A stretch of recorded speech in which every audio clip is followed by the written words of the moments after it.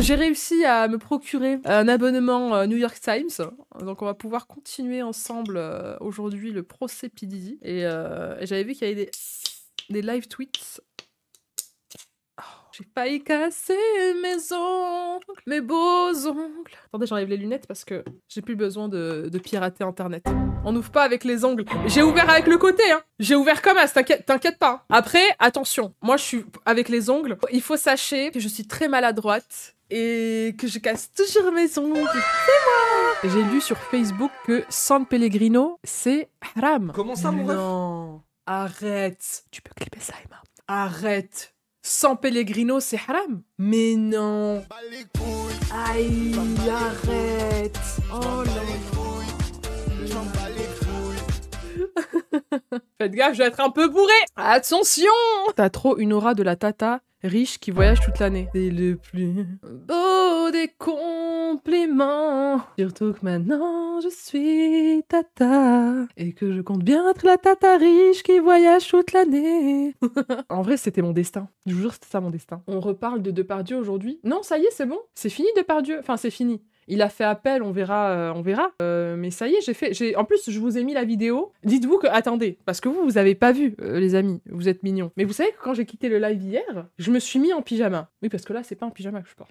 Je me suis mis en pyjama et j'ai monté Depardieu pour vous la mettre et je l'ai mis, genre, pour qu'elle se poste à 5h du matin. Comme ça, ceux qui ont raté le live, ils ont l'info en presque direct, quoi. Donc ouais, j'ai fait du montage jusqu'à je sais plus quelle heure. Je rigole, je pleure, mais j'aime bien ce que je fais. Donc tout va bien. Faut qu'on se donne de la fuerza together. Tu vas mélanger le French, l'espagnol, l'inglais, todo. Je regarde vos contenus depuis quelques mois, merci. Bah, ça.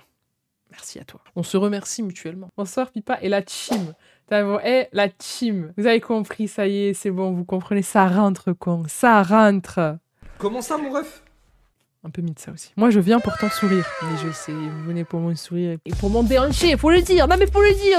Allez, on va commencer, les amis. Le procès de P. Diddy, jour numéro 2. On va lire le live, pas tweet du coup, parce que c'est pas sur Twitter, mais le live New York Times Live, écrit par Julia Jacobs, qui est reporter dans le palais de justice. Elle a écrit ce compte-rendu heure par heure, minute par minute. On la remercie beaucoup. Il faut rendre à César ce qui appartient à César, toujours comme d'habitude. Je t'écoutais sur Procès Pellico, contente que tu fasses celui de Diddy. Et écoutez, on va le faire. Jusqu'au bout, les amis. En plus, l'affaire est totalement différente. C'est le monde de la musique, ça a vraiment rien à voir. Mais toujours, c'est VSS, encore et toujours. Contente qu'il ait été condamné à 18 mois. S'il fait appel, il sera recondamné avec une peine plus forte. Dans tous les cas, c'est ce que le procureur avait requis. 18 mois avec sursis, donc en fait, il ne pouvait pas donner plus que ce que le procureur requiert. Vais-je dire. C'est parti. Le procès de Sean Combs a attiré nombreux journalistes, nombreux médias traditionnels, ainsi que des podcasteurs, des blogueurs et des créateurs de contenu sur les réseaux sociaux. Coucou, c'est nous. Le matin, devant le palais de justice fédéral de Lower Manhattan, des journalistes filment des scènes non loin des créateurs de contenu qui enregistrent sur un smartphone fixé à un trépied. Parmi les participants, on trouve le podcast Rotten Mango, consacré aux faits divers. Une autre est une... Ah, Rotten Mango, on en avait parlé au dernier live. Une autre est une youtubeuse nommée Tissa Tells, qui parle des accusations portées contre M. Combs sur sa chaîne depuis plusieurs mois. Depuis 1 an et demi, Sean Combs fait l'objet d'une enquête criminelle fédérale. Lui et ses avocats mènent également une bataille juridique distincte devant un tribunal civil. Depuis novembre 2023, lorsque l'ancienne petite amie de P. Diddy, Cassie, a déposé une plainte explosive accusant le magnat de la musique d'abus physiques et sexuels, il a été poursuivi par plus de 50 plaignants. Waouh, l'accusant d'agression sexuelle. En vrai, Cassie, elle a ouvert la porte à toutes les fenêtres. Ça veut dire, elle a été l'instigatrice de... Ouais, elle a été l'instigatrice de tout ça, quoi. C'est grâce à elle, aujourd'hui, qu'il y a ce procès. C'est grâce à elle qu'il est derrière les barreaux. Et c'est grâce à elle qu'il a arrêté d'agresser les gens. Franchement, vive Cassie. Cassie, elle pourrait démonter tout le game si elle donnait tous les noms. Franchement, rien que là, ce qu'elle a fait... Je vous jure que dans le monde de la musique, c'est pas rien. Vraiment, c'est pas rien. Merci à la personne d'Hôtel qui a fait fuiter la vidéo aussi. De ouf, parce que peut-être que sans ça, sa plainte, personne ne l'aurait calculée parce qu'on se serait dit, elle ment, tout simplement.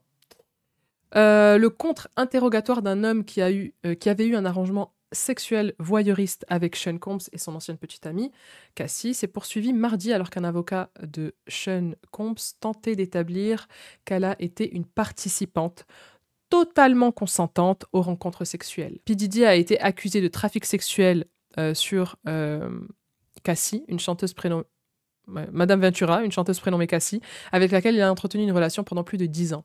Toute contrainte ou violence liée à la relation sexuelle du couple pourrait constituer une preuve déterminante pour le ministère public. Nous attendons le témoignage de Cassandra Ventura, la chanteuse connue sous le nom de Cassie aujourd'hui. Elle est enceinte et lors d'une discussion en marge, hier, les avocats de Sean Combs ont indiqué au juge qu'ils souhaitaient que Cassie soit déjà assise à la barre à l'arrivée du jury. Marc Annie Philo, on se rappelle de lui, donc l'avocat qui avait défendu Vanguard. L'un des avocats de P. Diddy a déclaré au juge « Je pense qu'il y a un caractère préjudiciable. La grossesse est belle et merveilleuse. C'est aussi une source potentielle de sympathie. » Oh Ah non, je m'attendais pas à ça, putain. Je lisais, j'étais dedans. Pardon Et ramener ses filles au tribunal, c'est pas pour une source de potentielle sympathie, hein? Alors qu'elles allaient voir les freak-offs, etc. Elle a fait un enfant exprès. De ouf, c'est vraiment ça. Elle a vraiment fait ça, quoi. Ah là là là là, mais quelle enflure. Elle est pas mal, celle-là. Mais j'adore. Franchement, les procès comme ça nous permet de voir à quel point les avocats, ils sont sans foi ni loi, pour le coup. Le gouvernement a soulevé une objection. Le juge a déclaré qu'il l'examinerait. Cassie, la chanteuse et mannequin, qui était la petite amie de P. Diddy par intermittence, devait raconter mardi devant un jury fédéral comment M. Combs a instauré un système d'abus et de contrôle sur sa vie et sa carrière pendant plus d'une décennie.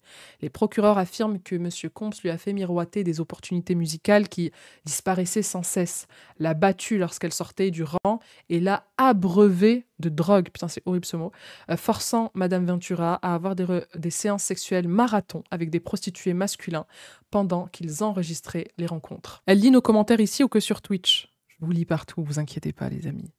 Je vous lis partout. Enfin, je peux suivre ton live. Bienvenue à vous, bienvenue aux nouveaux. Installez-vous. Merci à vous d'être là. Donc, allez, on reprend. Du coup, chef d'accusation numéro 1. Complot de racket. Ce chef d'accusation accuse Monsieur Combs de complot en vue de se livrer à la traite à des fins sexuelles, au travail forcé, à l'incitation à la prostitution, à l'enlèvement et à d'autres infractions. Il affirme également qu'il a utilisé son empire commercial mondial pour s'enrichir et enrichir ses associés, en particulier ceux qui lui ont fait preuve de loyauté et de volonté de dissimuler ses crimes. Peine maximale, réclusion criminelle à perpétuité. Chef d'accusation numéro 2. Trafic sexuel par la force, la fraude ou la contrainte. Ce chef d'accusation concerne la première victime, Cassandra Ventura, la compagne de longue date de M. Combs et chanteuse de R&B connue sous le nom de Cassie. M. Combs a perdu sa tentative de dissimuler au procès toutes les images de son agression à l'hôtel en 2016 sur Madame Ventura et celle-ci devrait témoigner sous son propre nom. Peine maximale, réclusion criminelle à perpétuité et peine minimale obligatoire de 15 ans. Chef d'accusation numéro 3. Transport de Madame Ventura et de travailleuses du sexe dans le but de les prostituer. Peine maximale, 10 ans de prison. Et les chefs d'accusation 4 et 5 accusent M. Combs de crimes similaires impliquant la victime numéro 2 qui n'a pas été identifiée publiquement et devrait témoigner sous un pseudonyme. Ok, donc maintenant on a tout. C'est vrai qu'on n'avait pas tout ça. Depuis fin 2023, lorsque Cassandra Ventura a déposé une plainte l'accusant d'années d'abus, M. Combs a fait l'objet d'un flot d'attention médiatique et de spéculation sur les réseaux sociaux. Alors que les allégations d'abus sexuels et de violence s'accumulent devant les tribunaux pénaux civils, des documentaires et des podcasts, des enquêtes menées par des organismes de presse et d'analyse approfondie menées par des youtubeurs ont été réalisés. L'un des documentaires, une série intitulée La chute de Diddy, qu'on a regardé, qui est dispo sur YouTube, diffusé sur Max et sur la chaîne YouTube de Pippa Reddington, la meuf a fait sa pub, a été mentionné à plusieurs reprises avant le procès pénal. Selon la défense, 3 témoins à charge ont été interviewés pour cette série. L'une d'elles, Jordan Shahtown, est l'ancienne chef personnelle de M. Combs. Dans la série, elle affirme avoir subi des conditions abusives, affirmant que travailler pour P. Diddy était si stressant qu'elle a perdu ses cheveux et qu'après avoir démissionné, P. Diddy l'a réprimandée et l'a poussée à terre. M. Combs a poursuivi en justice les sociétés à l'origine d'un autre documentaire, Diddy, The Making of a Bad Boy, les accusant d'avoir diffusé un film qui promouvait sans vergogne des théories du complot à son sujet. NBC n'a pas réagi à la plainte. Selon certaines informations, Netflix produirait également une autre série avec la participation de 50 Cent, rappeur et adversaire vocal de Monsieur Combs. Putain, oh là là, ça va être chaud. Ça va être vraiment du lourd.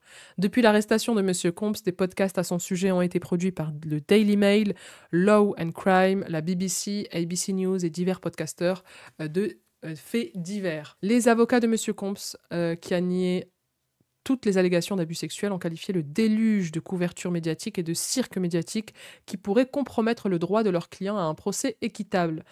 Lors de la sélection du jury pour l'affaire, les jurés potentiels ont été interrogés par un juge sur ce qu'ils avaient vu ou entendu des allégations contre le célèbre accusé. Les moyens par lesquels ils avaient été informés des accusations étaient très variés. Aux informations, à la salle de sport, dans des conversations de groupe avec des amis, dans des conversations autour de la machine à café au travail, sur le podcast de Joe Rogan et via un comédien faisant des blagues sur Instagram. Le fait d'être exposé à l'affaire n'est pas disqualifiant, à condition que les jurés potentiels acceptent de mettre de côté ce qu'ils avaient vu avant le procès et de se concentrer sur les preuves présentées dans la salle d'audience. Hâte de voir le documentaire de 50 Cent sur P. Diddy. Moi aussi j'ai hâte de voir le reportage. Ah, franchement, celui avec 50 Cent, je pense que il va être hardcore. D'ailleurs, je sais pas quand est-ce qu'il va sortir. On ira regarder après si on a une date. On continue. Le témoin Daniel Phillips avait déclaré lundi avoir rencontré le couple à plusieurs reprises il y a plus de 10 ans dans des hôtels haut de gamme de New York et avoir eu des relations sexuelles avec Madame Ventura sous les yeux de... Ok, donc Daniel Phillips, il a eu des relations sexuelles avec Cassie sous les yeux de P. Diddy, assis dans un coin de la pièce en se masturbant. Il avait également déclaré avoir été témoin de violences conjugales de la part de Monsieur Combs. Monsieur Phillips a déclaré qu'il recevait... Ah, pardon, je l'ai confondu avec le mec qui travaillait à l'hôtel. Non, lui, c'était un prostitué, du coup. Monsieur Phillips a déclaré qu'il recevait entre 700 et 6 000 $ pour chaque relation sexuelle, même s'il n'était pas payé à chaque fois. Alors qu'il était à la barre devant le tribunal fédéral de district de Manhattan, mardi, Monsieur Philippe a témoigné que c'était Madame Ventura qui l'avait payé et qu'elle n'était ni ivre ni sous l'emprise de drogue à ce moment-là. Ça se cumule chez eux, les peines, 900 ans, il devrait avoir. Putain, t'imagines, il a le max. Peut-on dire pour Monsieur Phillips, peut-on dire qu'elle contrôlait totalement ce qu'elle faisait, a demandé Monsieur Donaldson. Je ne peux pas dire ça, a répondu Monsieur Phillips. Philippe, pardon, je l'appelle Phillips, je sais pas pourquoi. Comme Gillette, Philips. Non, pas du tout Gillette, la marque d'électroménager. Il a également témoigné qu'il n'avait jamais été payé pour des relations sexuelles avant la première nuit ensemble et qu'il se fichait d'être payé d'une manière ou d'une autre. Monsieur Philippe a convenu qu'il souhaitait que leur relation soit plus profonde que ces simples nuits de sexe voyeuriste. Si elle m'avait donné l'occasion de sortir avec elle, je l'aurais fait sans hésiter, a déclaré Monsieur Philippe. Bah, tu m'étonnes, c'est Cassie, quoi.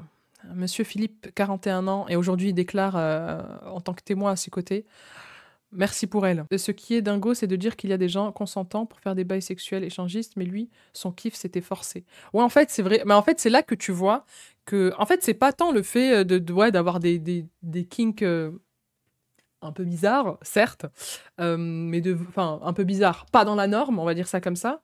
Mais en fait, lui, c'était pas ça. C'était pas ça, son kiff. C'était pas le fait d'être un voyeur, c'était vraiment le truc de forcer, quoi. C'est en fait pour asseoir une certaine domination, comme on le voyait dans toute sa carrière, quoi. Avec tous les gens, il voulait asseoir sa domination. C'est vraiment ça qui lui plaisait. C'est l'ivresse du pouvoir, quand tu as tout, tu deviens sadique. Pas faux. Gillette, la perfection au masculin. C'est de la perversion, oui, tout à fait. Il n'y a rien de désir ou attirance là-dedans. Oui, mais quand t'es malade dans ta tête... Allez, on continue. Du coup, Monsieur Philippe, 41 ans, avait témoigné lundi qu'il avait rencontré le couple pour la première fois vers 2012 ou 2013. Il dirigeait un spectacle de revue avec des stripteaseurs masculins et son patron lui a demandé... Ah non, c'est un stripteaseur. Lui a demandé de prendre un quart de travail comme danseur pour un enterrement de vie de jeune fille au Parc Hôtel à Manhattan. À son arrivée, il n'y avait pas d'enterrement de vie de jeune fille. Madame Ventura a ouvert la porte, portait une perruque rouge et des lunettes de soleil, a-t-il raconté. Elle a dit que c'était son anniversaire et que son mari voulait lui faire un cadeau spécial. Alors elle m'a demandé si je pouvais lui enduire d'huile pour bébé et lui faire un massage, a témoigné Monsieur Philippe. Monsieur Philippe a déclaré qu'il avait fini par avoir des relations sexuelles avec Madame Ventura pendant que P. Diddy regardait, portant un bandana sur le visage et une casquette de baseball. Cet arrangement a été répété à plusieurs reprises, a-t-il déclaré lors de ses rencontres. Monsieur Combs lui donnait des instructions sur la manière d'avoir des rapports sexuels et à quelques reprises, il enregistrait les échanges avec un téléphone portable ou un caméscope. Les rencontres pouvaient durer jusqu'à 10 heures, bien que Monsieur Philippe s'est témoigné qu'il passait souvent une grande partie du temps seul à les attendre. Il y a 2 cas dans lesquels Monsieur Philippe se souvient avoir vu ou entendu Monsieur Combs maltraiter Madame Ventura. La première fois, P. Diddy a appelé Cassie depuis une autre pièce, mais elle n'est pas venue immédiatement. Ah oui, c'est vrai, il avait dit ça hier. Puis, selon Monsieur Philippe, Monsieur Combs est apparu avec une bouteille d'alcool, a volé à côté de Madame Ventura et a heurté le mur. Il l'a attrapée par les cheveux et a commencé à la traîner par les cheveux jusqu'à sa chambre, se souvient Monsieur Philippe. Madame Ventura criait « Je suis désolé », se souvient-il, et P. Diddy a dit quelque chose comme « Salope, quand je te dis de venir ici, tu viens maintenant, pas plus tard ». Cassie était visiblement très bouleversée. Elle ne semblait pas vouloir continuer à témoigner Monsieur Philippe. Mais P. Diddy a demandé « Êtes-vous prêt à continuer maintenant ?» La deuxième fois qu'il a été présent pour violence, le trio se trouvait dans une suite d'hôtels à Manhattan. Monsieur Philippe a déclaré avoir entendu Madame Ventura crier « Je suis désolé » depuis une autre chambre. Il a dit qu'on aurait dit qu'elle avait été giflée. Cassie est arrivée en courant dans le salon. Elle a littéralement sauté sur mes genoux et elle tremblait, a-t-il témoigné. Littéralement, comme si tout son corps tremblait. Interrogé par l'accusation sur les raisons pour lesquelles il ne s'était pas rendu à la police, M. Phillips a déclaré qu'il s'est senti menacé après que M. Combs ait pris une photo de son permis de conduire. Lundi, lors de la plaidoirie d'ouverture de la défense, l'une des avocates de P. Diddy, Tenny Gragos, a reconnu que M. Combs était responsable des violences conjugales et d'agressions, mais a soutenu que cela ne le rendait pas coupable de racket ou de trafic sexuel. Elle a affirmé que les relations sexuelles au cœur de l'affaire avaient eu lieu entre adultes consentants. Je me demande s'ils ont retrouvé autant d'huile pour bébé que de préservatifs. Je sais plus combien de litres ils avaient retrouvé. Mais bon, si à chaque fois il fallait s'enduire tout le corps d'huile, tu m'étonnes qu'il fallait des litres. Hein. C'est horrible, franchement, oui. Ouais, c'était 1000 bouteilles, c'est ça. Des kinks, en gros, c'est genre des fantasmes. Coucou pipa, coucou la team. Putain. Ça me tue. Parce que c'est que depuis hier que je vous dis la team, et t'es déjà la 4e personne qui l'écrit comme ça. Mais en fait, l'influenceuse que je suis vous a influencé. Et je suis ravie de vous influencer sur des trucs comme ça parce que ça me fait rire de lire la team. Allez, on continue. Donc, Cassandra Ventura, la chanteuse et mannequin connue sous le nom de Cassie, qui était la petite amie de Sean Combs par intermittence, devrait raconter devant un jury fédéral comment M. Combs a instauré un système d'abus et de contrôle sur sa vie et sa carrière pendant plus d'une décennie. Les procureurs affirment que M. Combs lui a fait miroiter des opportunités musicales qui disparaissaient sans cesse, l'a battue lorsqu'elle sortait du rang et l'a abreuvée de drogue, forçant Madame Ventura à avoir des séances sexuelles marathon avec des prostituées masculins pendant qu'il enregistrait les rencontres. Donc ça, on l'avait lu. Les avocats de M. Combs, 55 ans, qui a plaidé non coupable des accusations de trafic sexuel et de complot de raquettes, ont décrit la relation comme affectueuse, mais profondément toxique. Tout en affirmant... Attendez, j'enlève. Les gens adorent dire toxique quand la relation est violente. Ben oui, c'est plus joli. C'est plus joliment dit. Qu'en pensez-vous? Tout en affirmant que les relations sexuelles étaient parfaitement consensuel. Il dépeigne Madame Ventura, 38 ans, comme une ex-conjointe aigrie. Oh non, pas ça. Pas aujourd'hui, pas maintenant, pas après tout ce que tu as fait. Oh, bingo, bingo lolo. J'admire la force mentale de Cassie. De ouf, Steve, je te jure, mais qu'est-ce que c'est que ça? Le retour du bingo. Ah, Kali, t'es là pour faire le bingo, là. Il faut que tu nous fasses un Excel. Bientôt, on a hystérique. Attendez, on continue, voyons. Aigrie et extorqueuse. Ah, putain, la croqueuse de diamant, elle est là, qui ne cherchait qu'à obtenir un salaire et non la justice. Ah, pas du gain. Sur ce, les deux parties ne peuvent pas être en désaccord, c'est que la décision de Madame Ventura fin 2023 de déverser ses allégations dans un procès fédéral s'est terminée par un règlement à 8 chiffres qui a été conduit à ce moment-là, dans lequel M. Combs s'est passé d'une célébrité milliardaire bien-aimée à un détenu confronté à une potentielle peine d'emprisonnement à perpétuité. Mais prends tes sous, ma chérie! Ma chérie, prends tes sous! 8 chiffres, ça fait combien, ça? C'est le million, ça! C'est le million, mais prends tes sous, putain! Mais même les sous, c'est même pas, vous savez? Je pense que tu sais, t'as vécu ça, peu importe les sous que tu reçois, ça gomme jamais ce que t'as vécu. C'est comme le 50-50 de responsabilité dans le couple quand monsieur frappe madame. Vous savez, dans un couple, c'est les deux. C'est les deux. Moi, si je suis aigrie, je me lance pas dans un procès perso surmédiatisé. De ouf. Franchement, je sais pas. On dirait c'est facile d'être dans un procès. Ça doit être son voyage dans un hall d'hôtel tiré par les cheveux qui l'a rendu aigri. Alors que, bon, servir de serpillière, finalement, c'est pas mal. Enfin, je veux dire, de quoi elle se plaint? Elle avait de l'argent. Donc à un moment donné, tu veux quoi? T'es sur Twitch? Oui, oui. Actuellement, je suis sur Twitch. T'as l'air grave cool. Vous êtes mignon. Queen Cassie, de ouf. Queen Cassie. On reprend. Donc, elle est aigrie et c'est une croqueuse de diamants. Du coup, lors de sa comparution mardi, les procureurs espéraient présenter Madame Ventura comme une personne imparfaite mais courageuse qui dit la vérité. On lui demandera d'expliquer le contexte de certains des éléments de preuve potentiels les plus explosifs, notamment ses prétendues mémoires et des vidéos explicites d'activités et d'abus sexuels qui, selon les procureurs, sont liés au réseau de pouvoir et de domination de P. Diddy. Des images de surveillance de 2016 visionnées pour la première fois lundi par les jurés montrent, selon les procureurs, Madame Ventura tentant de s'échapper d'une chambre d'hôtel avant d'être brutalement battue et traînée par Monsieur Combs dans le couloir. Elle devrait également témoigner que, vers la fin de leur relation en 2018, Monsieur Combs s'est introduit de force chez elle et l'a violée. Ah, je savais pas ça. Waouh! Donc ça, c'était en 2018.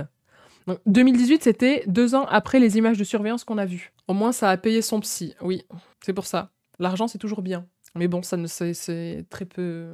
C'est très peu comparé au traumatisme, quoi. Elle aurait dû le foutre au tribunal pour ne pas avoir à honorer le contrat de 10 albums d'exclus qu'il avait sur elle.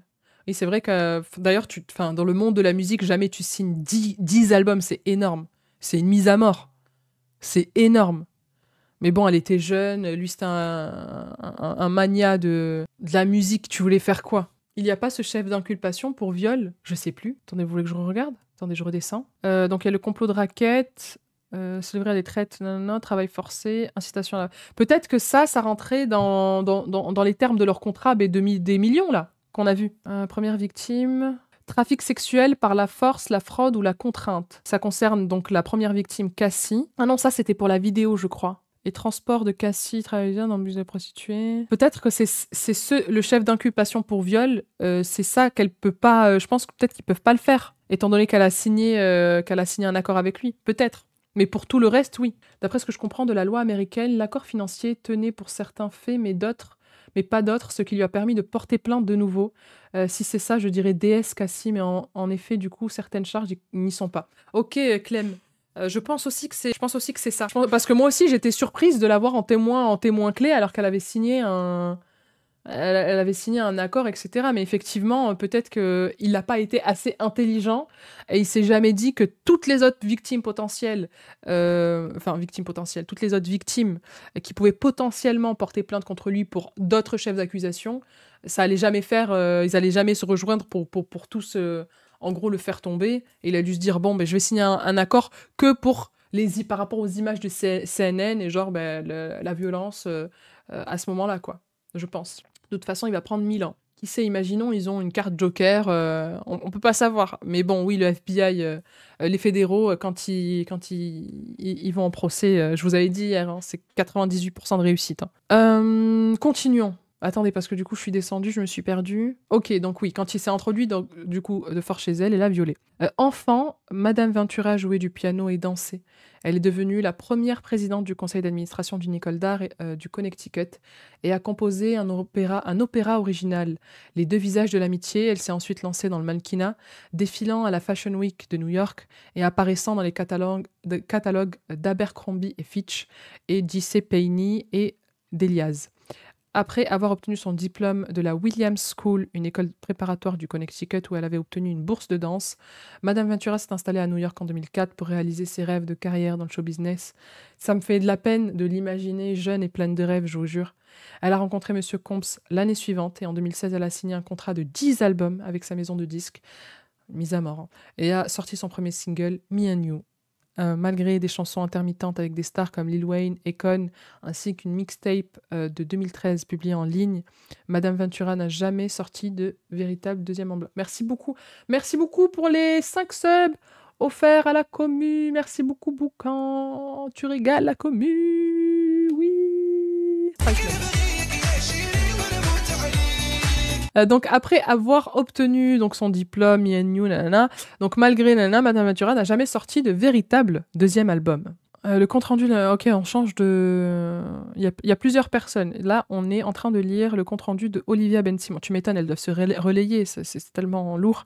Ce procès continue d'attirer une foule de journalistes, de podcasteurs et de créateurs de contenu Internet qui se présentent tôt le matin, voire veillent au soir, à la levée de la... Ah, merci beaucoup pour le Prime. Merci beaucoup. On continue. Donc, les créateurs de contenu Internet qui se présentaient tôt le matin, voire la veille au soir à la levée de l'audience hier, la salle d'attente pour l'audience de ce matin comptait déjà 10 personnes.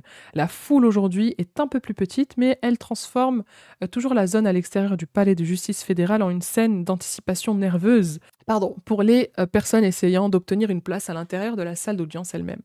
Sean Combs vient d'arriver dans la salle d'audience vêtu d'un pull ras de cou, clair. Il a serré dans ses bras certains de ses avocats et salué sa famille rassemblée dans la galerie des spectateurs. Le juge Arun Subramanian répond à une demande de plus d'une douzaine de médias, dont le New York Times, que nous sommes en train de lire, visant à permettre aux participants au procès de visionner des preuves vidéo des rencontres sexuelles connues sous le nom de freak-offs au centre du dossier de l'accusation. Les procureurs ont déclaré vouloir garder ces éléments de preuve sous scellés car ils impliquent des comportements sexuels, notamment la nudité des femmes impliquées dans leurs affaires. Et les hommes, ils sont pas nus, il n'y a que la nudité des femmes qui les intéresse. Le juge semble disposé disposé à accéder à la requête, affirmant qu'il existe une préoccupation accrue au regard du premier amendement lors d'un procès public. Il n'a toutefois pas rendu de décision. Ok, donc pour l'instant, ils ne savent pas si, oui ou non, ils vont pouvoir visionner ces vidéos. Daniel Philippe, qui a déclaré avoir été payé pour avoir des relations sexuelles avec Cassie pendant que P. Diddy regardait et se masturbait, est de retour à la barre. Il est contre-interrogé par l'un des avocats de Combs, Xavier R. Donaldson. Lors de son interrogatoire, l'avocat de Sean Combs, Xavier Donaldson, tente d'établir que Cassie était une participante entièrement consentante à des relations sexuelles avec lui. C'est Ventura qui t'a payé ? Oui, répond Phillips. Elle n'était ni ivre ni sous l'emprise de drogue. Philippe est d'accord. Peut-on dire qu'elle contrôlait totalement tout ce qu'elle faisait ? Je peux pas dire ça, dit Philippe. Alors, Xavier Donaldson, l'avocat de Sean Combs, vient de terminer l'interrogatoire de Daniel Philippe, qui a déclaré avoir été payé pour avoir des relations sexuelles avec Cassie, sur ce que le témoin a déclaré être la première fois qu'il a vu Combs l'abuser. Philippe a témoigné hier que Combs avait lancé une bouteille d'alcool qui avait raté Ventura, puis l'a traîné par les cheveux dans une chambre. La défense s'attarde sur un point important du témoignage de Philippe. Après les agressions, Combs aurait dit... il aurait demandé s'il était prêt à continuer en référence au rapport sexuel. Donaldson suggère que Philippe aurait déclaré aux forces de l'ordre autre chose lors de l'entretien fin 2023, que Combs lui aurait ordonné de quitter l'hôtel après la dispute. L'importance de cette affaire réside dans le fait que les procureurs tentent de prouver que Combs a forcé ou contraint Ventura à avoir des relations sexuelles. Si Combs a incité Cassie à poursuivre ses relations sexuelles après l'avoir battue, cela pourrait constituer une preuve convaincante. D'accord, oui, exactement, c'est vrai. Tout à fait. Daniel Philippe est interrogé sur la fréquence à laquelle il a vu Cassandra Ventura sous l'emprise de drogue. Philippe a témoigné hier que ce n'était arrivé qu'une seule fois et qu'à ce moment-là, Combs avait annulé leur rencontre sexuelle prévue. Xavier Donaldson, l'avocat de Combs, tente de souligner que la drogue ne constitue pas un élément important de leur relation sexuelle. Ah bon ? La soumission chimique, ça n'existe pas aux États-Unis ou quoi ? Cette question porte sur le consentement et sur l'existence ou non de contraintes dans la relation entre Combs et Ventura. Le contre-interrogatoire de Daniel Phillips, payé pour avoir des relations. Le contrat est terminé, l'accusation a une nouvelle chance de l'interroger. Ok, le procureur qui interroge Daniel Philippe, Maureen Comey, reconnaît que Cassie a pu paraître s'amuser lors de leur rapport sexuel, mais elle ne veut pas que le jury oublie le témoignage sur le rôle de Sean Combs et ses violences. Pendant toute votre activité sexuelle avec Cassie... Mais après, attends, t'es obligé de faire semblant que tu kiffes. Parce que c'est littéralement ce qu'il a envie de voir, parce qu'il te force. Si t'as pas, tu fais pas genre que t'as du plaisir, le mec, il peut te frapper. Le mec, il est clairement là pour se pignouf devant ton plaisir forcé. Le fait de droguer, c'est pas une manière de la contraindre. Ben, apparemment pas. Apparemment, ça constitue... C'est pas assez, quoi. Quand je vois Cassie, j'étais loin de m'imaginer qu'elle vivait cet enfer tellement... De ouf. Moi, je vous jure, ça me brise le cœur. Parce que c'est là que tu te dis... T'as l'impression que... En fait, que ce que tu vois sur les réseaux sociaux, ou même dans les magazines et tout, c'est la réalité. Tu vois les gens sourire. Même au quotidien, au-delà des célébrités, tu vois les gens sourire, etc. Tu sais même pas...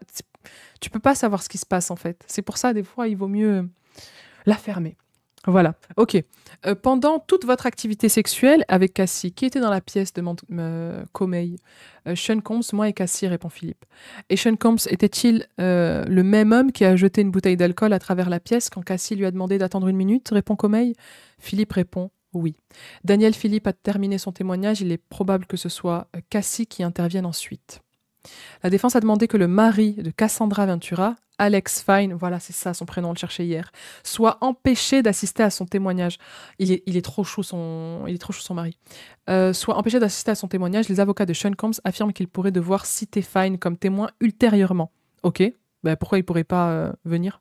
L'accusation a répliqué, affirmant que Ventura avait besoin de son soutien à la barre. Ils se sont rencontrés à mi-chemin. L'accusation a convenu que Alex Fine s'absenterait pour assister au témoignage de Cassie concernant l'allégation de viol de P. Diddy en 2018. Cassie vient d'entrer dans la salle d'audience en présence du jury. Elle est enceinte dans son 3e trimestre. Putain, là, là. Elle est au cœur de toute cette affaire. Sans son procès en novembre 2023, accusant P. Diddy d'abus sexuels et physiques, rien de tout cela ne serait arrivé. P. Diddy se retourne sur sa chaise pour la voir entrer. On demande à Ventura de décrire sa relation avec Sean Combs. Il y a des disputes violentes qui se soldaient généralement par des violences physiques, des attouchements, divers actes de ce genre, dit-elle. Les procureurs demandent à Cassie de décrire ce qu'est un freak-off. Il s'agissait essentiellement d'engager une escorte et d'organiser cette expérience pour que je puisse me produire devant P. Diddy, explique-t-elle d'une voix hésitante. P. Diddy pouvait m'observer avec l'autre personne et nous diriger dans nos actions, précise-t-elle. Finalement, c'est devenu un véritable travail pour moi. Les femmes et leur force de caractère big up. Enceinte, je serais jamais partie. Jamais, je vous le dis. Jamais de la vie. Vraiment, elle est incroyable. C'est une force de la nature, cette femme. Cassandra Ventura, la chanteuse et mannequin. Pardon, dès les premières minutes de son témoignage, les procureurs ont demandé à Cassie de décrire la relation de plus de 10 ans qu'elle entretenait avec M. Combs. Cassie décrit la complexité de sa relation avec P. Diddy depuis leur première bavure. Elle dit que ces événements lui ont causé nervosité et confusion. Elle dit ne pas comprendre comment ces rencontres pouvaient l'exciter, mais se sentait responsable de faire plaisir à P. Diddy. Mais putain, elle se sentait responsable qu'il ait son plaisir, ce con-là. J'étais confuse, nerveuse, mais je l'aimais aussi beaucoup, confie-t-elle. Puis Diddy a finalement contrôlé une grande partie de ma vie, explique Cassie. Au fil du temps, les vidéos qu'il tournait d'elle lors des rapports sexuels étaient devenues des fichiers de chantage qu'elle craignait de voir diffusés sur Internet. Il y avait de nombreux moyens pour le faire. D'ailleurs, il me semble que il avait fait lui-même fuiter une vidéo et que 50 Cent en avait parlé. C'est inhumain de lui faire subir cet interrogatoire, elle est enceinte. En vrai, de ouf, mais je pense que si elle est là, c'est qu'elle le veut. Et tout ce qu'on peut faire, en vrai, c'est la soutenir et lui dire que on est là et on la croit. Cassie est visiblement enceinte 8 mois et demi. Non mais elle est prête à accoucher là. Selon les avocats de P. Diddy, les procureurs lui ont offert de l'eau et elle devrait faire des pauses pendant ce qui pourrait représenter 4 jours de témoignage. Ok. Cassie parle doucement à la barre et lève un mouchoir pour s'essuyer le nez et les yeux. On a demandé à Cassie ce qu'elle savait de P. Diddy lorsqu'elle l'a rencontré vers 2005, à l'âge de 19 ans. Je savais juste que c'était un entrepreneur et un musicien hors du commun. Il était fan de musique. Personnellement, je ne le connaissais pas beaucoup. Peu de temps après, a-t-elle déclaré, elle a signé un contrat de 10 albums avec le label de Combs, Bad Boy. On a demandé à Ventura pourquoi elle voulait fréquenter Sean Combs. Je voulais fréquenter Sean pour les mêmes raisons que tout le monde à l'époque, a-t-elle témoigné. C'est un homme passionnant, divertissant et amusant qui, par chance, tenait ma carrière entre ses mains. Cassandra Ventura décrit sa vie avec P. Diddy depuis qu'elle a commencé à le fréquenter. Ce mode de vie était bien différent, dit-elle. Il avait des assistants à sa disposition, il pouvait tout faire rapidement. Il était respecté de tous et voyageait beaucoup. Au début de sa relation avec Combs, elle dit « Je crois que j'étais simplement sous son charme. On passait du bon temps. » Cassie explique, parce qu'ils écrivent Ventura, mais c'est pas très clair de juste l'appeler par son nom. Dans les années 90, la sexualité c'était différent. MeToo a fait évoluer les choses tout de même, franchement. J'ai trop de peine pour elle, moi aussi. Franchement, j'ai beaucoup de peine pour elle et en même temps, je l'admire, quoi. C'est un sentiment très partagé. Cassie explique la complexité de sa relation avec P. Diddy. Parfois, elle décrit l'excitation, l'attirance, un tourbillon. Leur histoire d'amour a débuté lors d'un voyage à Miami où ils ont fait l'amour sur un bateau et où il y a donné une pilule d'ecstasy, dauphin bleu. Mais lorsqu'elle ne répondait pas à ses appels, dit-elle, il pouvait l'appeler sans arrêt ou demander à ses assistants et son personnel de sécurité de la retrouver. L'humeur de P. Diddy. Vous savez que mais ça fait trop peur en vrai, ça. Ça fait trop peur. Au-delà des freakers et de sa vie sexuelle, elle doit avoir tellement de dossiers sur les meurtres. Je pense à Tupac, Kim Porter, le bodyguard de Tupac, Biggie et d'autres. Tu penses que elle les a, Cassie? Je pense pas. Je pense pas qu'elle ait ces détails-là. Je pense pas. Je pense qu'elle était tellement en mode survie que... Et même lui, il devait même pas la considérer. Il la considérait plus comme un objet sexuel qu'autre chose. Donc, je pense pas qu'il lui ait fait des confidences à ce niveau-là, vraiment. Elle est très forte d'autant que, enceinte, ça va la libérer et ouvrir une nouvelle vie. Ce qu'elle a raconté, ça glace le sang. Mais oui, de ouf. Hein. C'est Kim Porter qui savait pour Tupac. Ah oui, c'est peut-être pour ça qu'elle a disparu. Quand je pense qu'elle avait 19 ans. Non, mais moi, j'arrive pas à imaginer. J'arrive pas. J'ai l'impression que le livre de Kim Porter est vrai. Non, je l'ai pas lu d'ailleurs. Il s'appelle comment le livre? Non, j'ai pas lu. On continue. Donc, l'humeur de P. Diddy était extrême, raconte Cassie, et lui reprochait de se comporter comme une gamine. Frérot. She's 19. She's 19. She's literally a baby, en fait. Bien sûr qu'elle va se comporter comme une gamine. Je pense aussi que son livre est vrai. Ah, il y en a certains qui l'ont lu là dans le chat. Je vois pas pourquoi elle mentirait en plus. Et c'est fou, à chaque fois qu'il y avait des gens de son entourage qui voulaient écrire un livre, il les a... C'est le bon moment en hommage à Kim. Grave, en hommage à Kim Porter. Allez, on commence à lire le livre. Non, il faut qu'on finisse là parce que... Ça fait combien de temps qu'on est en live? Ok. Donc, c'est une gamine. Elle ajoute, si je faisais la mauvaise grimace, je me faisais frapper en plein visage. Ben, un pervers narcissique, quoi. Tu fais un truc qui va pas, tu sais même pas ce que c'est. Ça va pas. Putain, mais en fait, c'était une poupée de glace, comme ça, une poupée de cire. Tu fais la mauvaise grimace, je te frappe. Putain, elle raconte tout ça devant lui. Mind you. Mind you. Le personnel de sécurité de P. Diddy était présent 24 heures sur 24, raconte Cassie. Il le protégeait et me surveillait. L'infidélité et la jalousie faisaient partie intégrante de la relation. Red flag, raconte Cassie, j'étais terriblement jalouse, mais elle explique, après c'est une gamine elle, hein, mais elle explique avoir déménagé à Los Angeles parce que j'étais amoureuse et que je voulais être près de lui. Elle se déplace parfois sur son siège et pose ses mains sur son ventre de femme enceinte. Cassie parle des appartements où elle vivait à Los Angeles et de leur proximité avec la maison de Sean Combs. Dans l'un d'eux, dit-elle, il se déplaçait d'un immeuble à l'autre en voiturette de golf. Il se faisait pas chier. Le témoin principal de l'accusation, Cassie, est profondément impliqué dans son témoignage sur sa relation avec P. Diddy. Elle a commencé par décrire les violences physiques qu'il lui infligeait. Il l'a traînée, lui donnait des coups de pied, la piétinait, et son angoisse face aux relations sexuelles voyeuristes qu'il lui faisait vivre, désormais connues dans le vocabulaire public sous le nom de freak-off. Cassie est ensuite revenue au début, décrivant comment elle a rencontré P. Diddy à 19 ans, qu'elle est tombée amoureuse et elle l'a vu prendre de plus en plus le contrôle de sa vie et de sa carrière. Elle décrit une personnalité changeante, mais qui payait son loyer à Manhattan et qui lui disait fréquemment de se soigner ou de surveiller son langage. Si P. Diddy ne la trouvait pas, il envoyait des agents de sécurité ou des assistants personnels à sa recherche. Oh, putain, l'angoisse! Lorsqu'il vivait à Los Angeles, raconte Cassie, elle avait ses propres appartements, mais P. Diddy avait les clés et les utilisait quand il voulait. C'était un véritable bouleversement lorsqu'il venait la voir, dit-elle, car elle ne savait jamais de quelle humeur P. Diddy serait, s'il crierait et frapperait à la porte ou s'il entrerait en douce. Viol conjugal, coucou. Au cours de son contrat avec Bad Boy, Cassie raconte avoir enregistré des centaines de chansons. Certaines ont été publiées officiellement, d'autres ont fuité sur Internet, ou d'autres encore n'ont tout simplement jamais vu le jour. On lui demande combien d'albums complets n'ont pas été publiés dans le cadre de son contrat de 10 albums. 9. Waouh, répond-elle. La décision, précise-t-elle, revient à P. Diddy. Cassandra Ventura témoigne que faire la fête avec P. Diddy et ses potes a pris une grande partie de sa vie. Elle se souvient d'avoir veillé des jours durant, de boire, de se droguer, d'avoir des relations sexuelles avec des inconnus. Ces moments de folie duraient des 36 heures à 4 jours, mais pouvaient durer plus longtemps, avec des pauses. Ensuite, elle devait se remettre de la drogue, de la déshydratation et du manque de sommeil. Les crises de panique sont devenues un travail où il n'y avait pas d'autre possibilité de récupérer et d'essayer de se sentir à nouveau normal. Cassie a quitté la barre pour sa pause déjeuner. Bon appétit ma chérie, l'audience reprend à 13h. Voici P. Diddy pour le public. Il était Puff Daddy ou Diddy, une icône culturelle, un homme d'affaires hors du commun. Mais il avait une autre facette, celle de la direction d'une entreprise criminelle. Avant le témoignage de Cassie, les enfants de P. Diddy et d'autres membres de la famille se sont rassemblés en cercle à l'extérieur de la salle d'audience, la tête baissée, pour prier.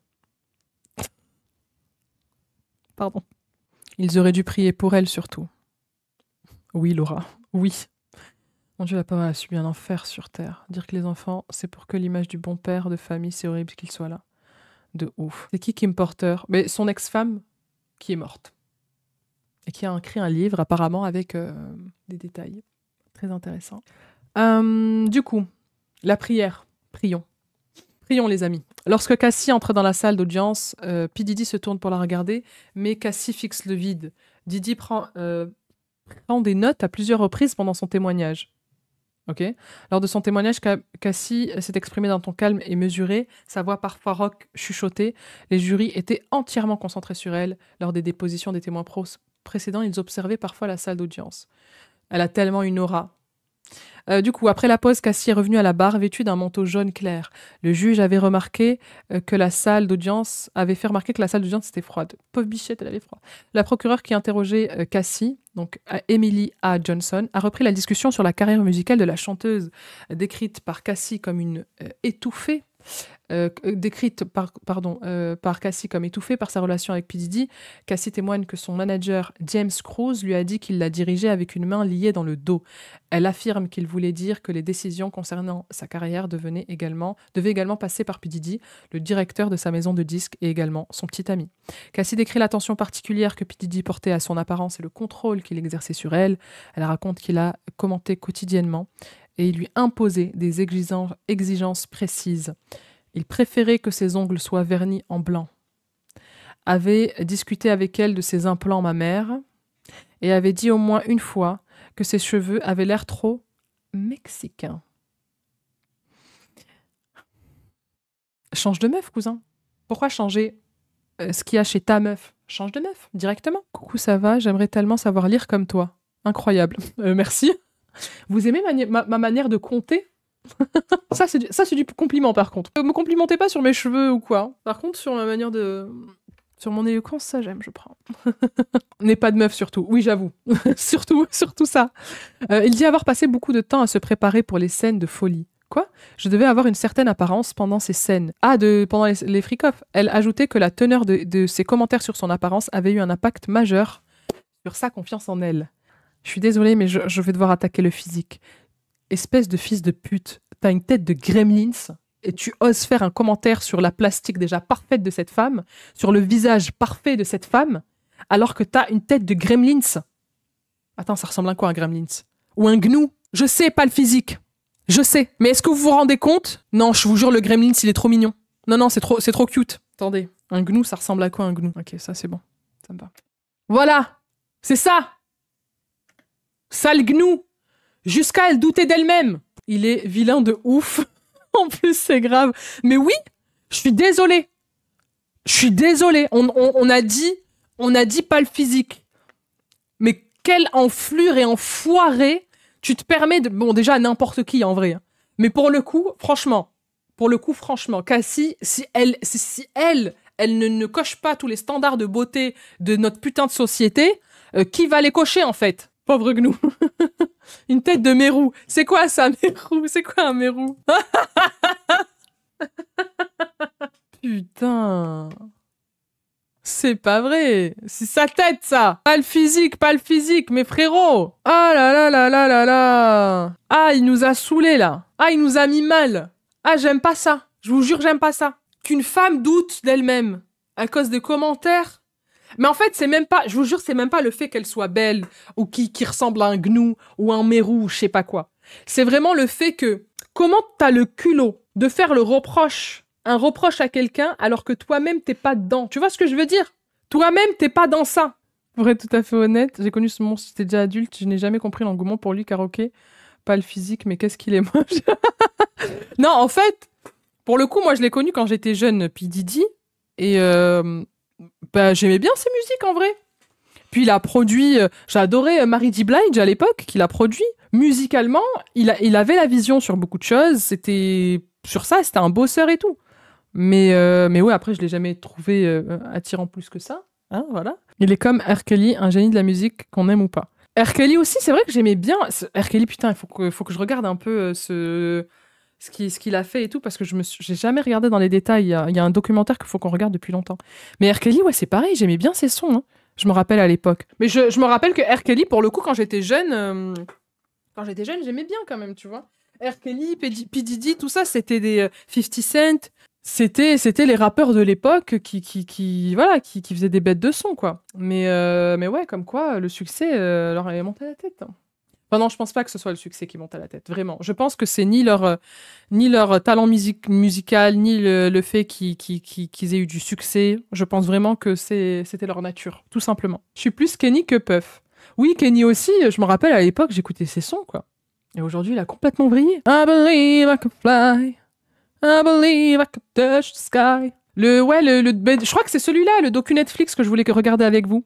Mais du coup, je pourrais pas le diffuser sur YouTube, mes amis de YouTube. Voilà, quand je le diffuserai, vous nous rejoindrez sur Twitch. Allez, on continue, les amis.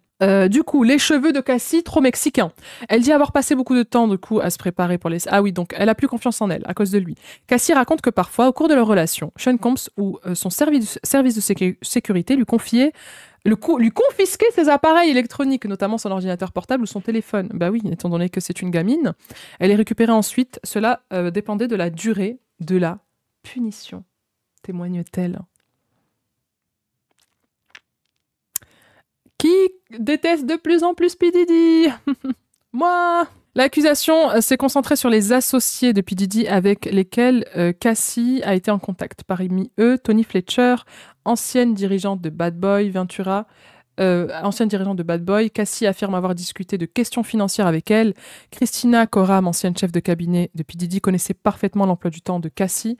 Cassie s'efforce désormais d'identifier les membres de l'équipe de sécurité de P. Diddy. Cette affaire ne concerne pas seulement la conduite de P. Diddy, mais aussi celle de ses employés. C'est vrai. C'est vrai qu'on les a un peu trop laissés à l'abandon, mais ils pouvaient rien faire sans leur complicité quelque part. Moi. Oui, la manageuse de P. Diddy qui faisait que nettoyer derrière lui, elle savait à laisser faire des choses. Ouais, d'ailleurs, quand ils ont fait le reportage La chute de Diddy, là, elle a refusé de parler, de témoigner de quoi que ce soit. Donc, je pense qu'elle a beaucoup, beaucoup de choses à dire et elle ne veut pas les dire. Du coup, le gouvernement commence à entrer dans les détails en identifiant des individus qui, selon Cassie, ont suivi les ordres de P. Diddy, notamment un agent de sécurité nommé D-Rock. Cassie affirme qu'il était l'un des individus partis à sa recherche alors que P. Diddy ignorait où elle se trouvait. Cassie témoigne d'une époque où elle et P. Diddy étaient en train de s'amuser dans l'une des maisons à Los Angeles lorsqu'un de ses gardes du corps, D-Rock, a alerté P. Diddy que Suge Knight, un rival de longue date de l'industrie musicale, se trouvait dans un restaurant de la ville. Elle dit qu'ils se sont immédiatement préparés pour aller à le rencontrer, ce qui l'a fait hurler et pleurer de peur. Elle a ajouté qu'ils ont pris des armes dans un coffre-fort et sont partis. Ce témoignage fait écho à celui de son procès de 2023. Pour leurs premières aventures, P. Diddy a arrangé des relations sexuelles avec une danseuse de Las Vegas. Donc, attendez, pardon, on s'arrête 2 secondes sur ça. Donc, il a littéralement voulu aller le tuer, quoi.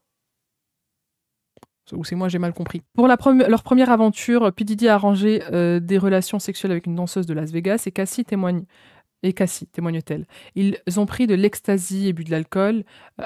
N'empêche, attendez, est-ce qu'on peut souligner le fait que cette femme, quand même, aujourd'hui, s'est sortie des années d'addiction de drogue? Parce que il me semble que l'ecstasy c'est considéré comme une drogue dure, non? En termes d'addiction, ça doit être quelque chose. Hein. Aujourd'hui, elle a 2 enfants, enceinte du 3e, elle a sa petite vie de famille et tout. Elle s'en est quand même super bien sortie. Hein. On continue, dit-elle, ajoutant qu'elle s'est sentie sale et confuse après, mais qu'elle ne pouvait pas refuser de poursuivre ses rencontres. Donc ça c'est la toute première fois qu'il a obligé à avoir des relations sexuelles avec une prostituée, c'était là. Et elle dit et en plus c'était sous alcool et sous exta, et elle s'est sentie sale et confuse, mais qu'elle pouvait pas refuser de poursuivre ses rencontres après ça. Putain, la pauvre. Je ne voulais pas le contrarier, dit-elle. Je ne voulais pas qu'il soit en colère et regrette de m'avoir raconté cette expérience si personnelle. Après le début des disputes, témoigne Cassie, elles sont devenues presque hebdomadaires. Cassie témoigne que ces crises pouvaient durer 2 à 3 jours sans sommeil, malgré son désir de repos. Les médicaments la maintenaient éveillée, dit-elle. Elle retient ses larmes, elle témoigne que ces rencontres la rendaient dégoûtante et humiliée. Putain, mais ma chérie, la honte change de camp, t'as pas à avoir honte. Elle dit qu'elle ne voulait pas mettre Sean Combs en colère, car il était en colère. Ses yeux devenaient noirs, la version de lui dont j'étais amoureuse n'était plus là.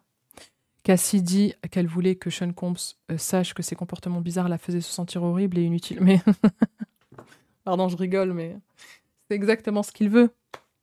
C'est exactement ça qu'il cherche. C'est ça. C'est de te faire sentir horrible et inutile. Voilà. Comme s'il n'avait rien d'autre à offrir. Elle dit lui avoir fait part de ses inquiétudes à plusieurs reprises, mais il s'est montré assez dédaigneux. Mais même pas dédaigneux, c'est ce qu'il cherchait. Déjà, il était jaloux de toi, il voulait ta chute, et puis il prenait du plaisir à voir ta descente aux enfers. Donc lui dire quelque chose qu'il désire de toutes ses forces et qu'il met tout ça en place pour que ça arrive, bah, c'est ok, merci d'avoir mis à jour, mais je savais déjà. Je savais déjà, ce mec pensait qu'il vivait dans un film. Ah, mais ce mec voulait ça. C'est ce qu'il voulait, c'est ça. C'est exactement ça. Le jury a examiné des courriels échangés entre Cassie et P. Diddy datant de 2010. Son surnom pour le contacter était Pop Pop. Elle témoigne qu'il a obligé à utiliser, ah oui, c'est vrai, ce surnom pour lui parce qu'elle l'appelait son grand-père comme ça. J'ai trouvé ça bizarre, dit-elle à la barre. Tu m'étonnes.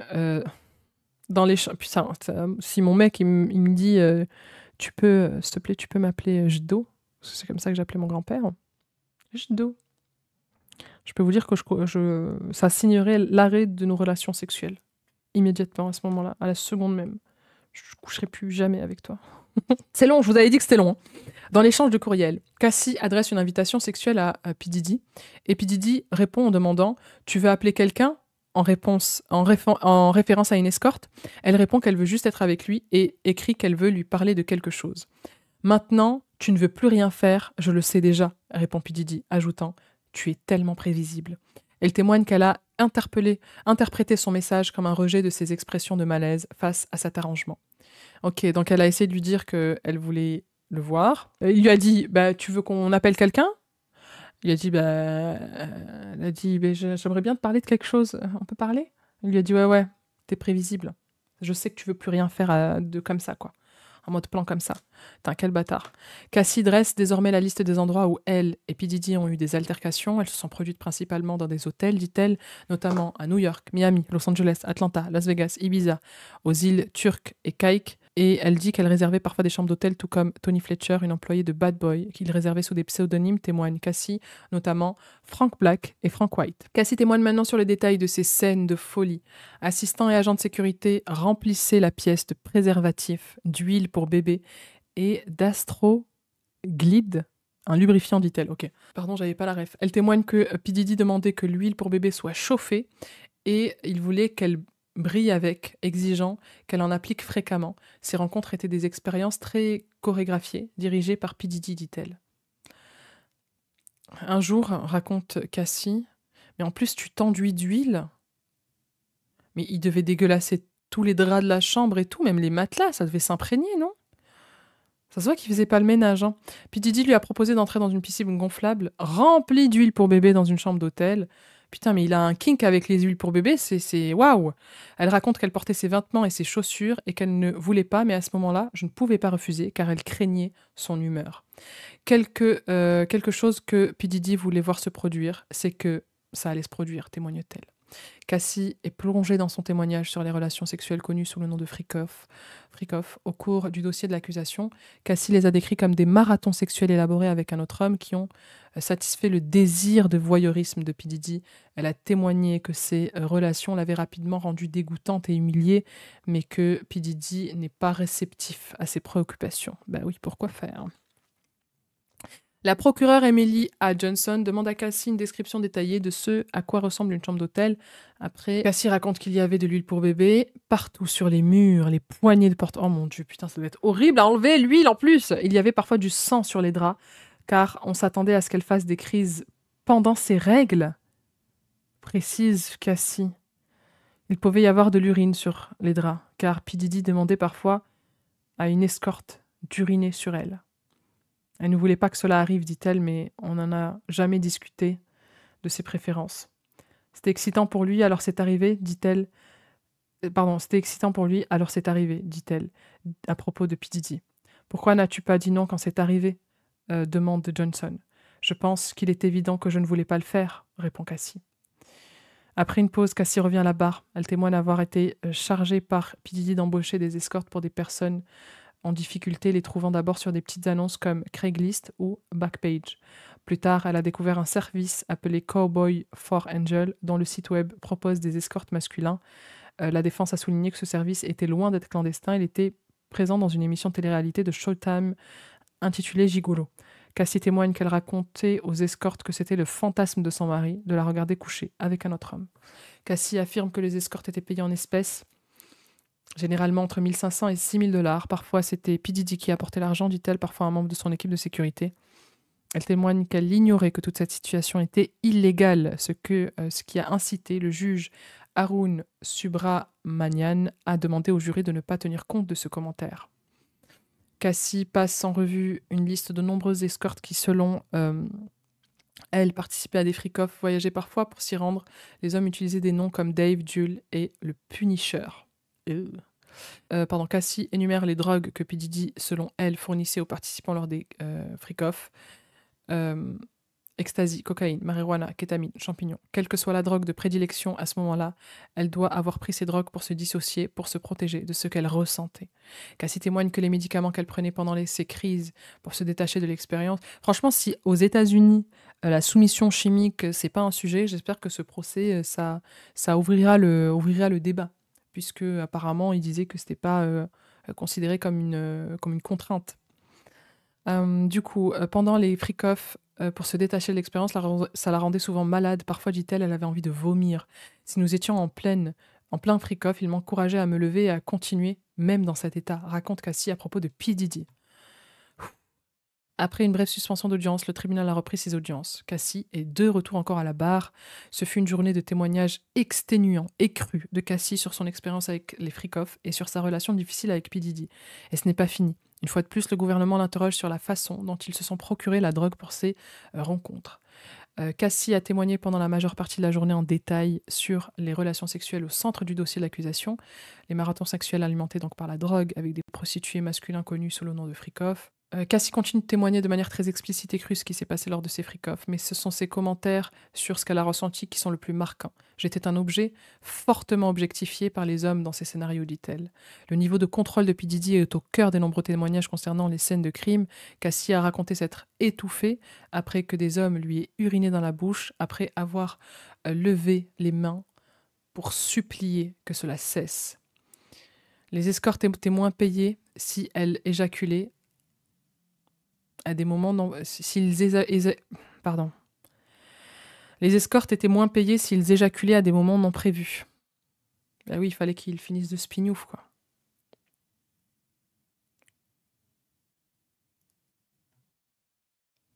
Je me serais tellement butée à sa place, pitié. Franchement, c'est plus qu'une survivante, là. Je vous jure, c'est insoutenable. Exactement. Exactement. C'est insoutenable.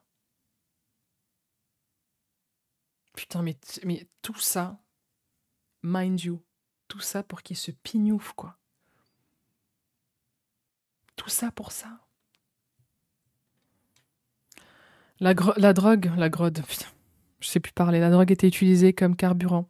L'accusation tente de démontrer que P. Diddy était responsable de tout ce qui se passait, y compris de l'humiliation. P. Diddy était souvent présent dans la pièce ou juste à côté d'elle lors des disputes, témoigne Cassie. S'il n'était pas présent, il surveillait parfois en FaceTime. Au cours de leur première année de ces rencontres, il a commencé à enregistrer les disputes. Cassie raconte qu'elle demandait souvent qu'elles soient supprimées ou qu'elle les supprimait elle-même. Je n'ai jamais...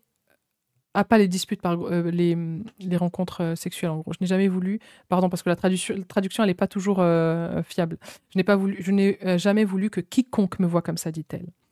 Cassie parle maintenant de ce qui s'est passé dans sa vie au moment où P. Diddy l'a agressée dans le couloir d'un hôtel en mars 2016, quelques jours avant la première prévue de son grand film, dit-elle. P. Diddy lui a envoyé un SMS qu'elle avait interprété comme une envie de faire une scène pour limiter les dégâts, dit-elle. Elle lui avait dit qu'elle le ferait. Si je lui faisais plaisir avec une scène, dit-elle, alors ma première se déroulerait sans problème. Une scène, je pense, c'est genre un freak-off, quoi. Un escorte nommé Jules était présent, dit-elle. Le passage à tabac de P. Diddy pendant la bagarre lui a valu un œil au beurre noir. À ce moment-là, je ne pensais qu'à sortir de là, saine et sauve, dit-elle. J'avais ma première et je ne voulais pas la gâcher. Cassie raconte... La pauvre, quoi. Putain, mais elle n'avait pas une seconde de répit. Elle était jamais tranquille. Elle a vécu ça pendant 10 ans, ouais. 10 ans de calvaire, quoi, une décennie de calvaire, les meilleures années de sa vie, sa jeunesse. On demande à Cassie combien de fois au cours de sa relation avec P. Diddy il l'avait jeté à terre, comme on le voit dans la vidéo de l'hôtel. Elle répond « Trop pour les compter ».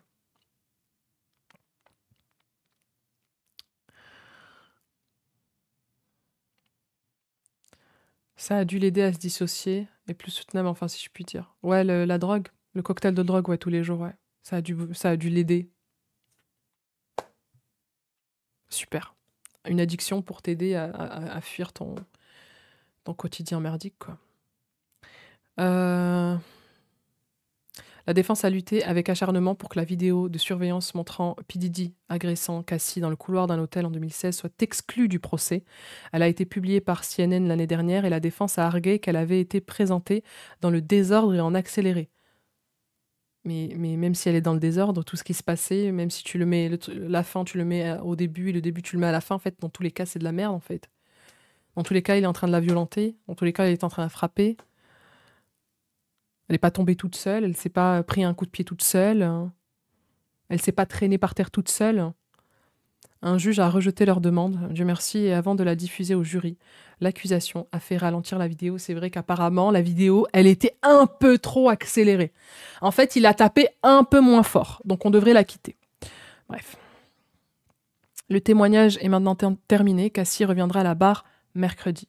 Ok, on a fini le jour 2. Et quelle journée! Et quelle journée, les amis! Incroyable. Incroyable et insoutenable. Je sais pas si ça va aller mieux. Pour la drogue, ouais. Tu t'accroches à tout et tout ce que tu peux trouver, hein. Tout et n'importe quoi. Hein. Tout ce que tu fais, en fait, c'est juste pour te sauver la vie. Et j'imagine que ça a dû la sauver. Ah, mais ça va alors, c'était moins vite alors. Oui, ça va. La vidéo, le coup de pied, il était moins rapide. Quand il a traîné au sol, c'était moins rapidement. Là, on avait la vidéo en fois 1,25. Cette femme est une héroïne. Ouais, franchement, si j'ai une chose à dire là sur la conclusion de ce jour d'audience, c'est vraiment Cassie, quelle femme. Cassie, the woman you are. Cassie, the woman you are. Vraiment, la femme que tu es. Franchement, elle est incroyable. Vraiment. Heureusement qu'elle tient le coup et même étant enceinte, quoi. Enceinte à 8 mois, 3e trimestre. C'est énorme. Tu vas avoir le courage de relever tout ça au grand jour, c'est admirable. Révéler tout ça au grand jour, c'est... Moi, déjà, je sais pas. En vrai, je sais pas, parce que il y a que le fait de parler qui peuvent arrêter ce genre d'énergumène, si je peux... C'est même pas assez fort. Mais il y a que ça qui peut aider. Donc, d'un autre côté, le fait de libérer ta parole, tu sais que... Et en plus, tu sais que c'est pas de ta faute. Elle doit avoir honte de rien, là. C'est pas de sa faute. Et j'espère que les charges de... comment dire? Parce que, je sais pas, on peut pas la poursuivre pour le fait qu'elle ait pris de la drogue et qu'elle ait eu affaire à des prostituées. Qu'elle ait fait appel à des escortes, parce que ça, normalement, c'est illégal. Pour une fois, j'ai envie de donner ses fleurs à un homme, son mari. Alex Fine. The man you are. Déjà, je me rappelle à l'époque...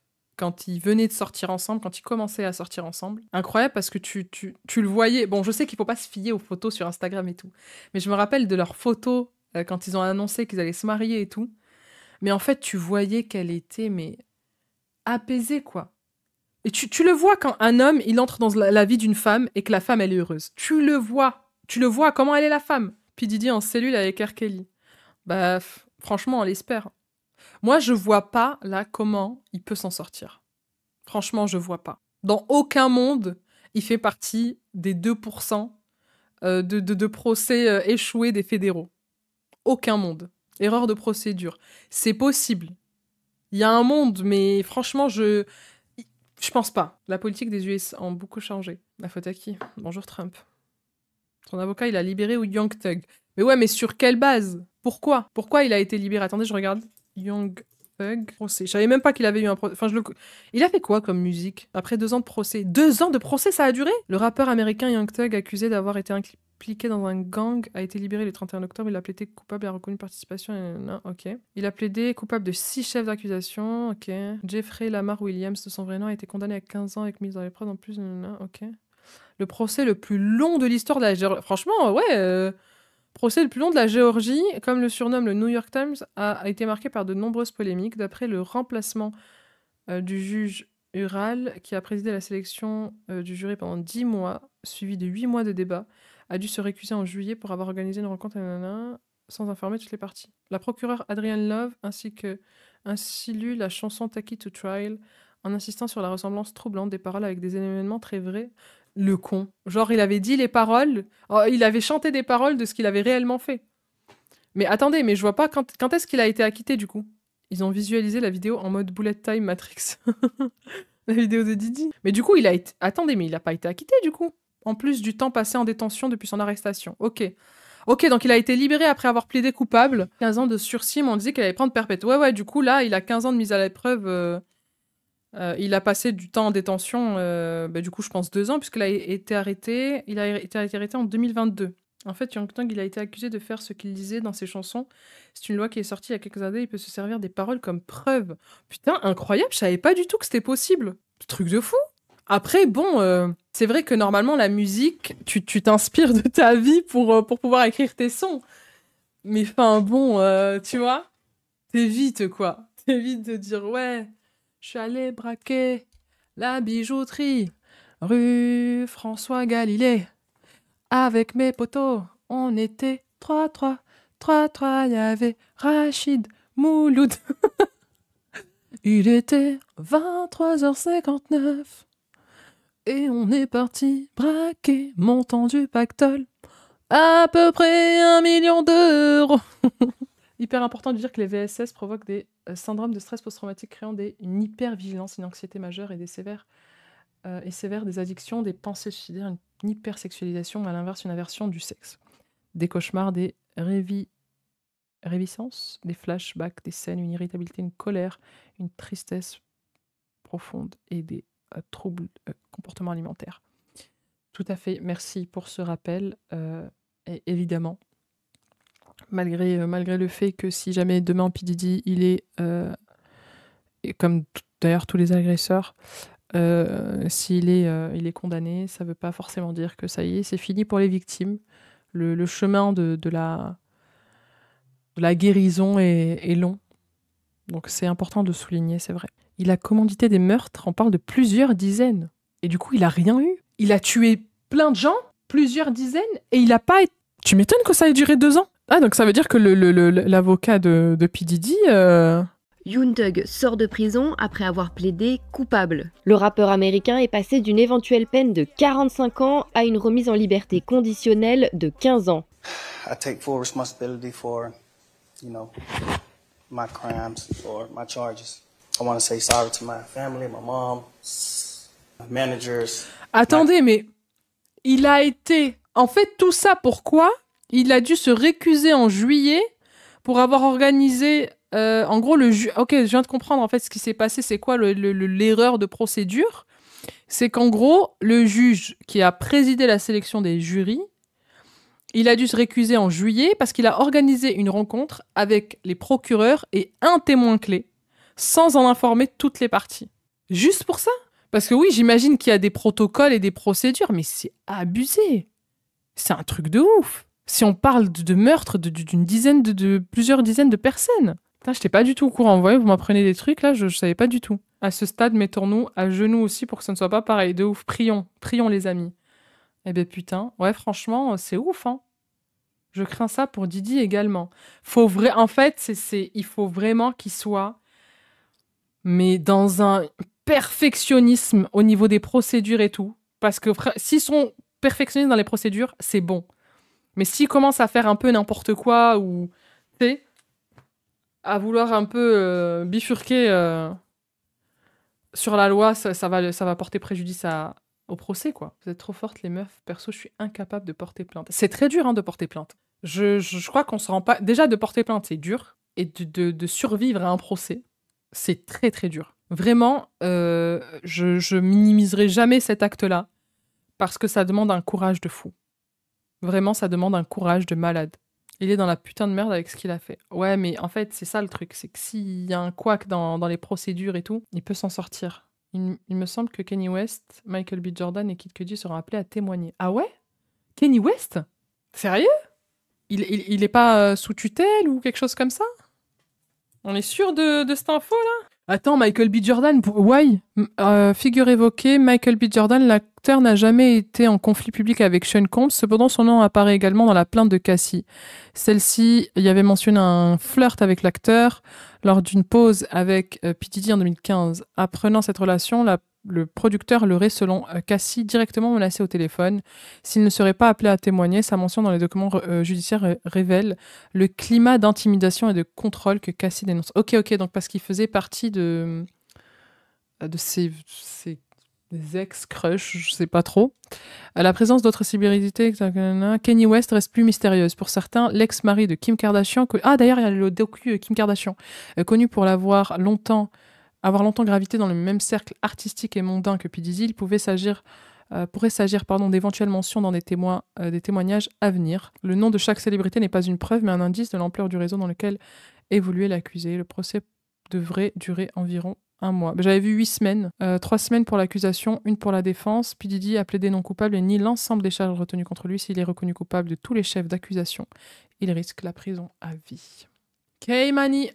Si Kanye West vient défendre Diddy, c'est pas bon pour lui. Ah, pas bon du tout. Puis Diddy a pas intérêt à toucher à Kid Cudi parce que je débarque aux US. Il l'a déjà menacé, parce qu'il me semble qu'il sortait avec Cassie. Donc tu peux y aller. Tu peux aller et on te regarde. N'oublie pas de filmer pour YouTube, pour le content.